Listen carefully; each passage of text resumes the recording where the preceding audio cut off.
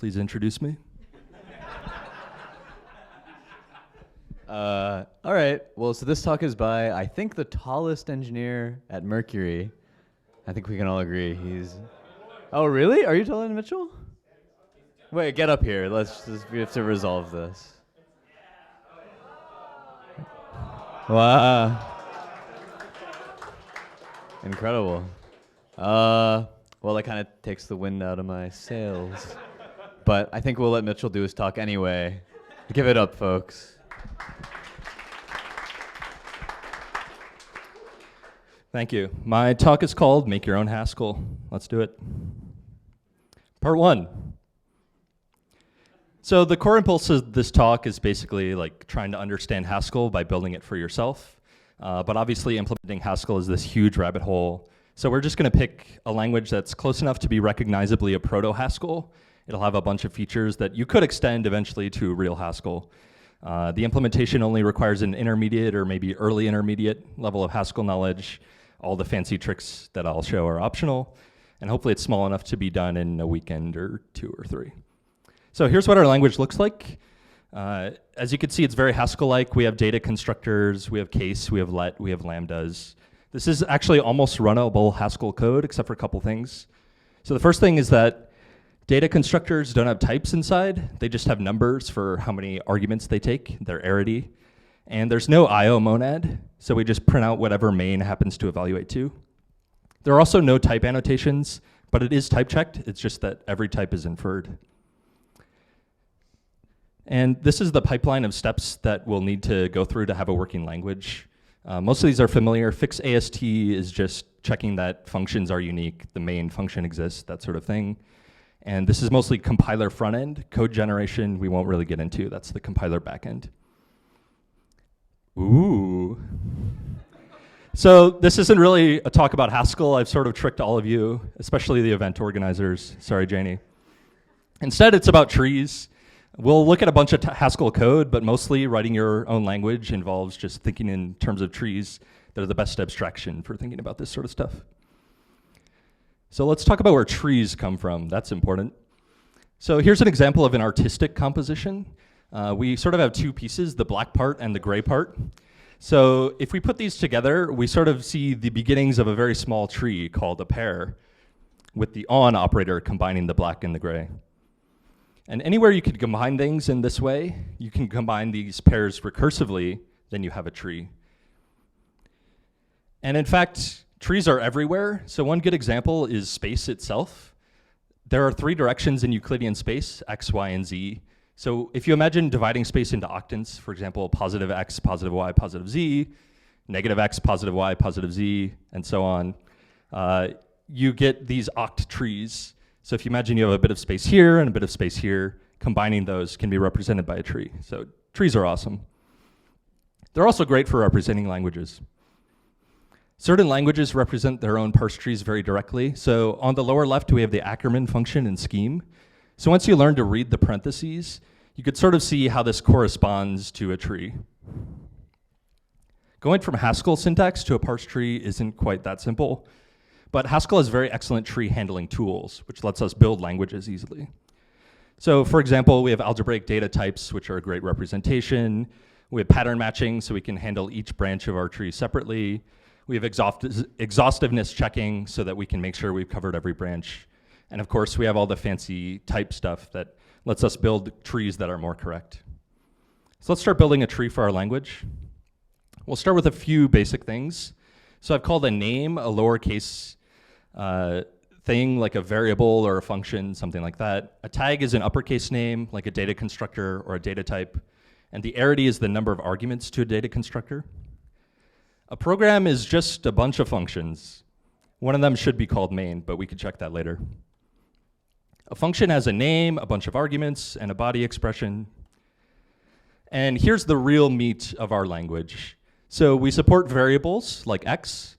We have 3 types of literal: integers, text, and double. We have data constructors, so for example, maybe here or bool. We have application, we have let, we have lambda, and finally we have case to break apart our constructors.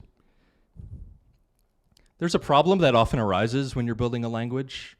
So we might want, for example, a tree where all the expressions carry a type along with them, or we might want a tree that remembers the position in source code that certain things came from. So we end up building like a bunch of similar trees, or for example, you could use like an optional annotation type. But if we read this blog post, which I found online, of course, we could just learn that there's another way to do this.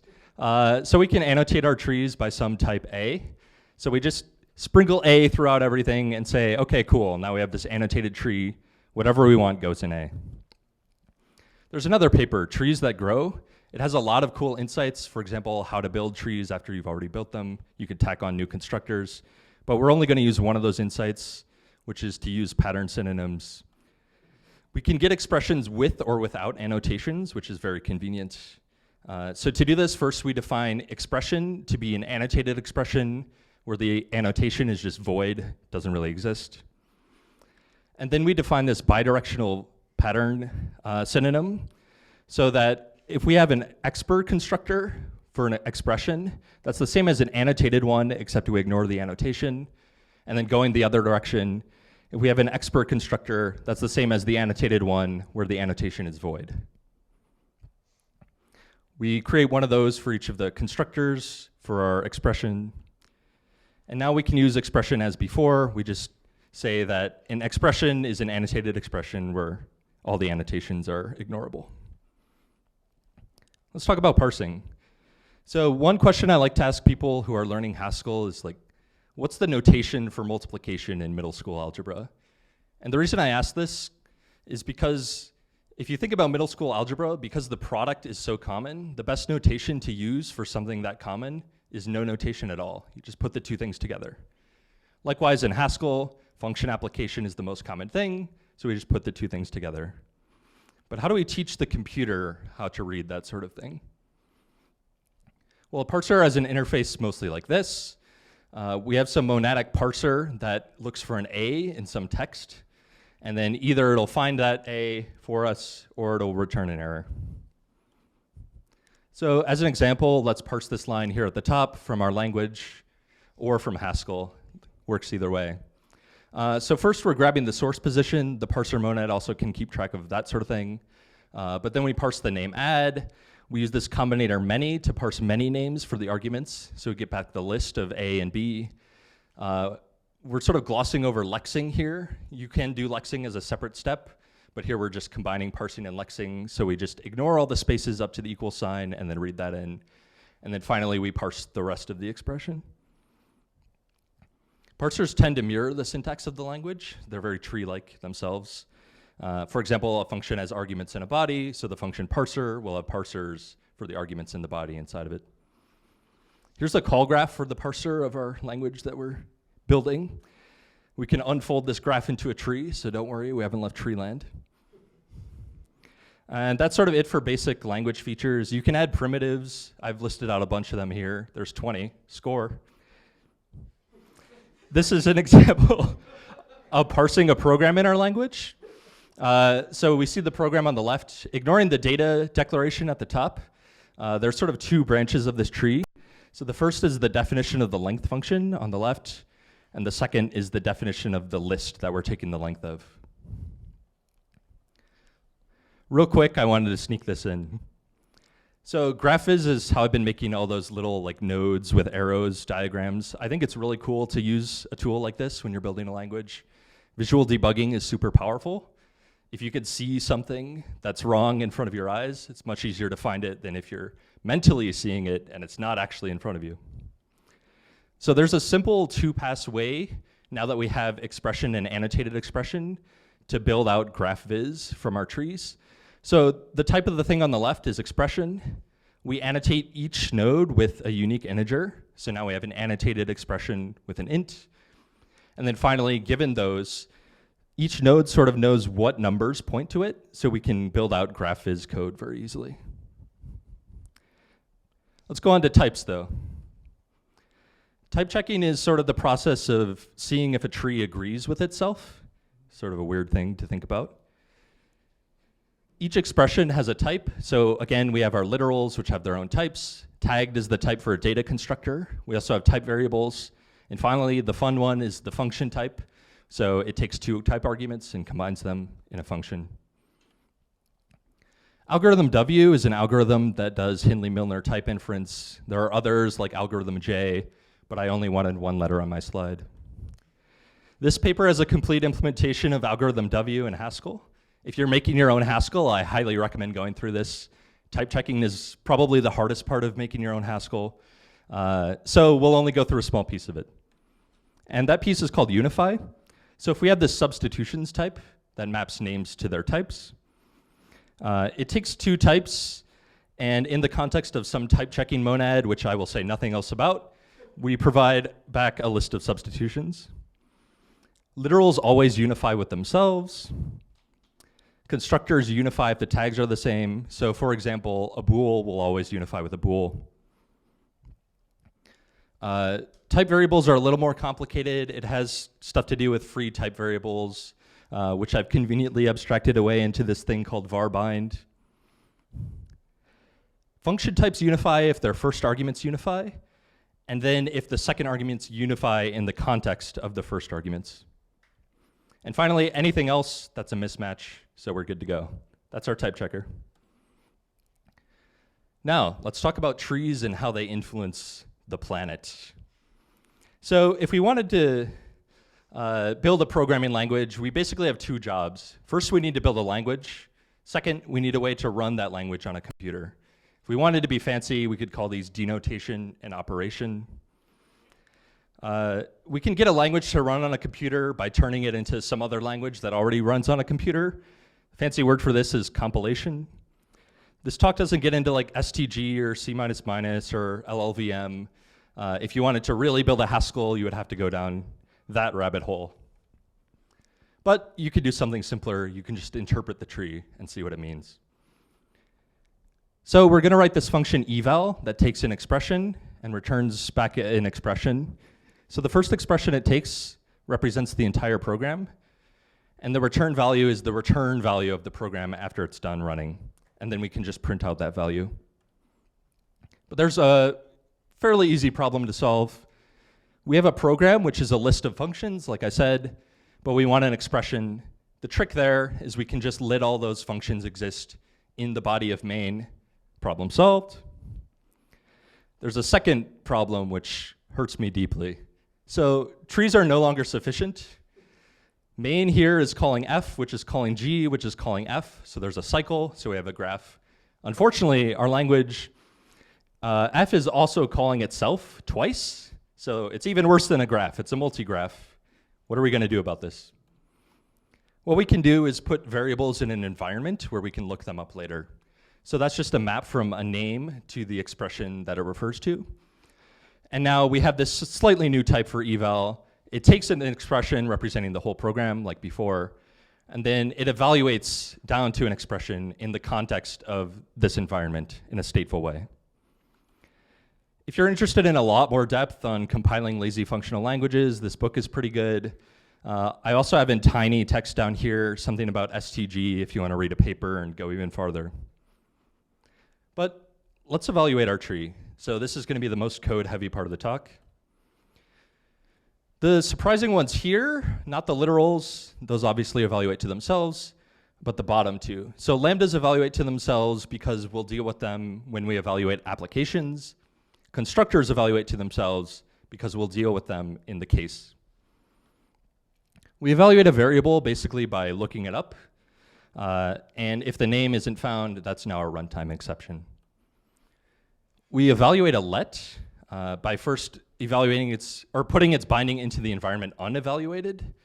This is kind of important to do. So in this example, we say x equals y, but we haven't said what y is yet, so we could get a runtime exception. However, it's pretty easy to recover non-strictness for lets. We just don't evaluate y until later. We put it into the environment unevaluated. So our language isn't fully lazy, but we can use hacks like this to get it to feel more like Haskell. This also automatically handles name shadowing for us. So if I said like x equals 1, x equals 2 in x, that would return 2. Applying a lambda is a lot like a let. We just put something in the environment and then evaluate it in a new context. We also ignore constructors here because we're going to deal with those in case expressions. So this is the worst slide of the whole talk. Let's go through it. So here we have a list. We're basically going to check whether the list is nil or cons in order. So which one does it match? If it matches nil, we return the body there. If it matches cons, in this case, we have more work to do. We have to determine what x and x's are by looking at list. But once we know those, we can define those by putting them in the environment, and then we can evaluate the body, which refers to those names. Eval will now work for any expression, but we can still add our primitives. So for example, we could add a plus operator by having this pattern match that then does literal addition on under the hood. You can evaluate anything you want this way. You just have to find the pattern match for it. So in conclusion, we basically covered a compiler's front end for something that looks mostly like Haskell.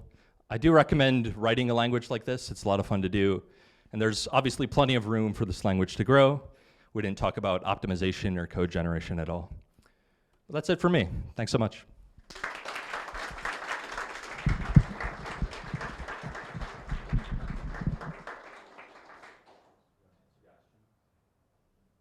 I did not want to answer questions. Go ahead. So these are mostly by other artists. There's a website called Turbo Squid, which I stole from. The Haskell one is me, the Mercury one is me, Blender, that's the answer. Yeah. I don't know if clicking through is a good idea. I think it's called the AST typing problem. Yeah. Go ahead, Jack.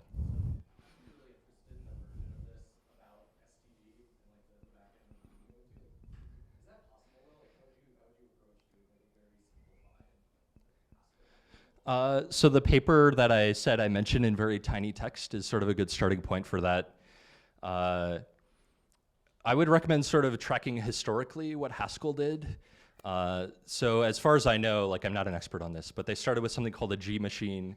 STG stands for spineless tagless G machine, so it's basically an upgrade to that machine. Yeah, I don't really know much about the compiler backend, that's why it's not in my talk. It seems like your evaluator would evaluate correctly if you passed more arguments than the function wanted. I don't know about your type checker, it went very fast. Does your type checker check the idea of?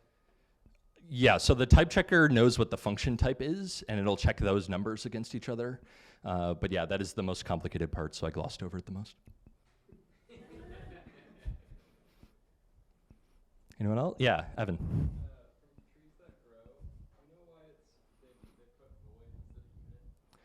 That's a great question. So I actually implemented this language myself as prep, and I ran into a bunch of issues with like show instances, for example. So I did end up using unit, but I wanted to be true to the paper here, and I used void. My unofficial recommendation, just use unit, it's easier. Right, right. But show evaluates it. So.